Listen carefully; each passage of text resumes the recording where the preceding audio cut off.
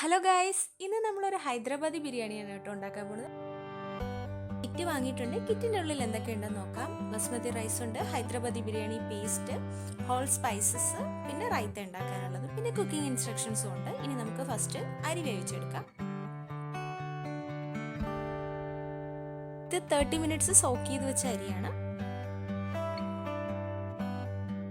അരി ഒരു 3/4 വേവ് കുക്കായാൽ മതി. അതിനുശേഷം നമുക്ക് അണ്ടിപ്പരിപ്പും കിസ്മിസും ഒണിയനും ഫ്രൈ ചെയ്തെടുക്കാം. ചിക്കൻ വേവിച്ചെടുക്കാം. നമ്മൾ ഓൾറെഡി മസാല പുരട്ടി വെച്ചിരിക്കുന്ന ചിക്കനാണിത്. ഇതിലോട്ട് കുറച്ച് ഹൈദരാബാദി ബിരിയാണി പേസ്റ്റ് കൂടെ ആഡ് ചെയ്തിട്ട് ചിക്കൻ ഒരു 3/4 വേവ് വേവിച്ചെടുക്കുക. ചിക്കൻ ഒരു 3/4 വേവ് കുക്കായിട്ടുണ്ട്. ഇനി ഇതിന് മേലെ റൈസ് വിതറി കൊടുക്കുക. അതിന് മേലെ കുറച്ച് അണ്ടിപ്പരിപ്പും കിസ്മിസും വിതറുക. ഇനി ഒരു അലുമിനിയം ഫോയിൽ വെച്ച് കവർ ചെയ്തിട്ട് ഈ പാത്രം മൂടി വയ്ക്കുക. അതിനുശേഷം ഒരു 15 മിനിറ്റ്സ് സിമ്മിലിട്ടിരിക്കുക. നെക്സ്റ്റ് നമുക്ക് റൈത്ത പ്രിപ്പയർ ചെയ്യാം. പാക്കറ്റിലുള്ള കണ്ടൻസിൽ ഒരു ബൗളിലാക്കിയിട്ട് കുറച്ച് തൈര് കൂടെ ആഡ് ചെയ്യാം. ചിക്കനും കൂടെ ഒന്ന് എയർ ഫ്രൈ ചെയ്തെടുക്കാം.